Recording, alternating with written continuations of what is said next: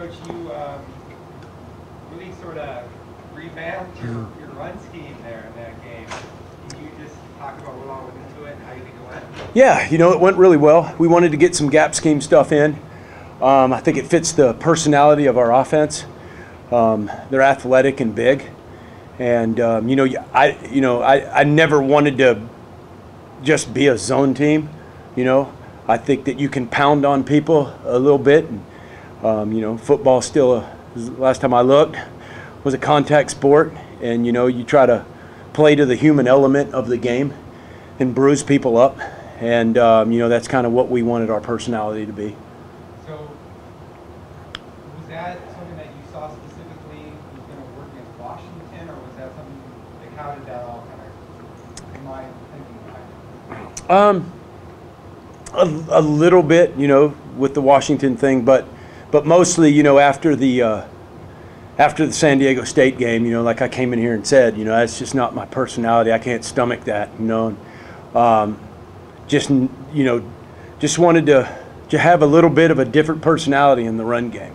Wanted to be able to do some gap scheme and come downhill a little more, and use because we do have some good big offensive linemen. We feel like we can move some people up front, create an advantage with some down blocks. When you look at the schedule, you probably figured that stretch, Michigan State, San Diego State, Washington, a really tough stretch. Right. As far as defenses. Yes. Having said that, is it an unpleasant surprise in your eyes, scoring 21 points or less in each of those games? Yeah, you always feel like you can score more than that, That's been a disappointment to me, obviously. And you don't ever want to use the excuse, the defenses, I've definitely felt like we could have scored more points up to this point. So, we're just finding ourselves a little bit, our proper personality with the people that we have. And, I think we're progressing to that point to where we kind of know who we are. Did you pinpoint what the identity is of the offense at this point? We want to be able to come downhill. We want to be able to run the football.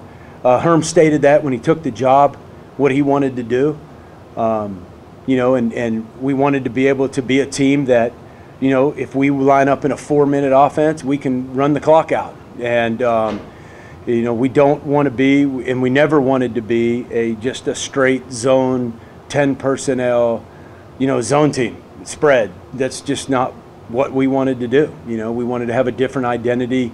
We wanted to be a little bit more downhill, tough type of football team that puts pressure on you to kind of put guys in the box and try to take that portion of your game away and open up some other things. How did you feel about Traylon's performance on Saturday? I thought he did well and had the one critical mistake. It's hard for him. It's hard for me. It's hard for the offense. To look past things like that, and he knows that, and there's nobody that's more down than him right now. He feels like he let people down, obviously.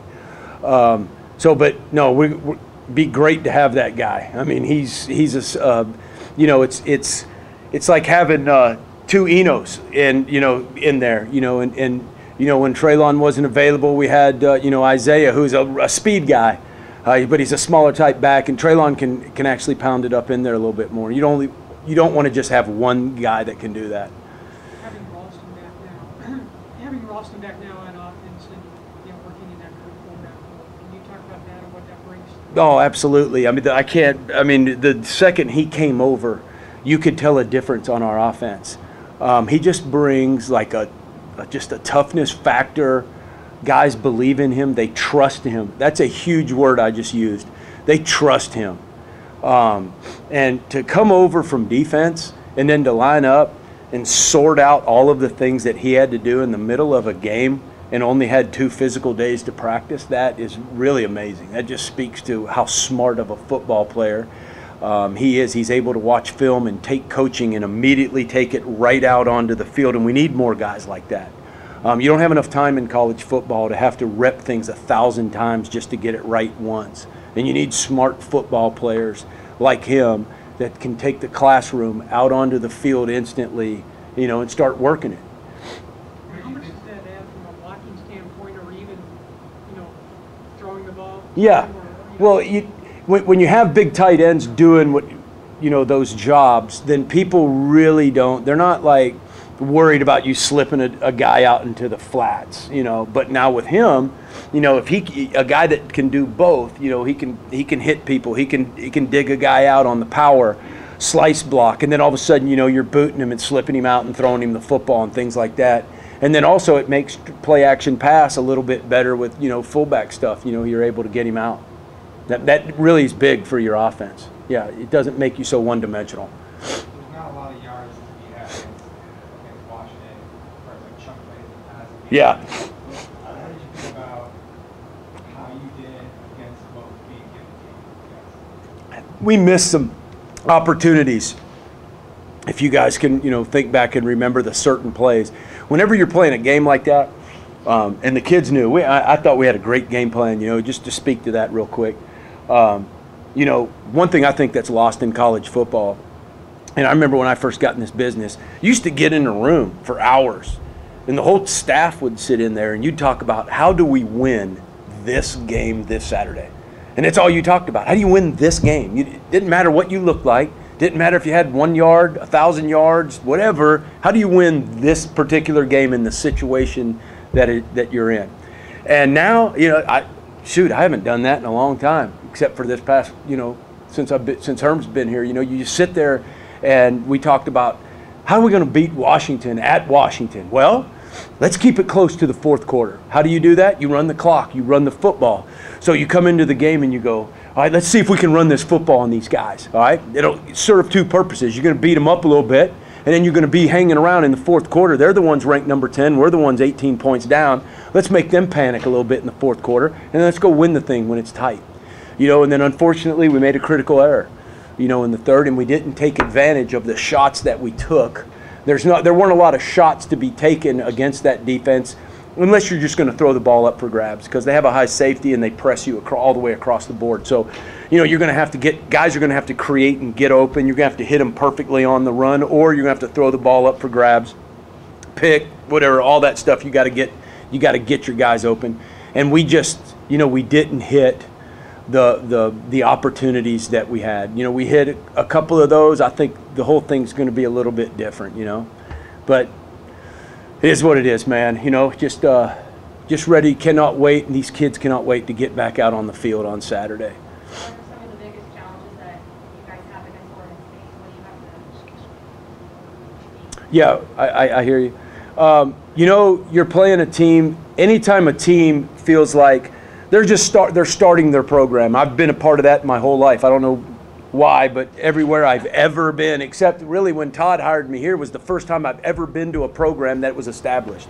Every other time I had gone with the head coach my entire career and started the program, or started our era, okay? And so that's where they're at right now. And so when you're in that space, you basically have nothing to lose. And so they're dangerous. They can come in here and run whatever they want to run. They can do whatever they want to do because they're building that program. They don't, and they're not, they don't, the pressure's not on them. I'll just say it that way. So, that's always dangerous because they're going to play loose. They're going to come up here. They're going to have fun. I think it might be their first night game. I don't know. Could be, and just playing at night. And, sometimes I'll tell you what, that atmosphere out there, at Washington, come on. That out there is the best I've been around in the Pac-12. The pregame, it actually works against us sometimes because it fires the other team up. I mean, it's so good. It literally, that would fire me up if I was over on the other sideline. And so, they're going to get into it. They're going to see, Sparky come and smash on the bus. They're going to be jumping around. They're going to be excited. They're going to be jacked up. And so they're going to play loose. They're going to have fun. They're going to fly around. And so, we got to, come in here, not so much think about them. I know it's a good question, but not so much think about them and just play our game and ball security and then just execute and play as hard as we can. And we feel good. Coach, I'm sorry to answer this already. Can you describe the thought process of inserting Nick in at fullback against Washington, the decisions that went into that? Yeah, we felt like we needed a guy that kind of is a pass threat and also can do the same things that a bigger tight end can do. And he's one of those special players who's a hybrid that everybody in the country is looking for. That can actually do both. He can be kind of a threat out into the perimeter on a pass game, slipping them out into the flats, like on boots and slips and things like that, play action passes. And he's a tough kid, and he's a good athlete, and he can handle those things. And so that's why we wanted him over on our side of the ball. We good? Thank you, guys.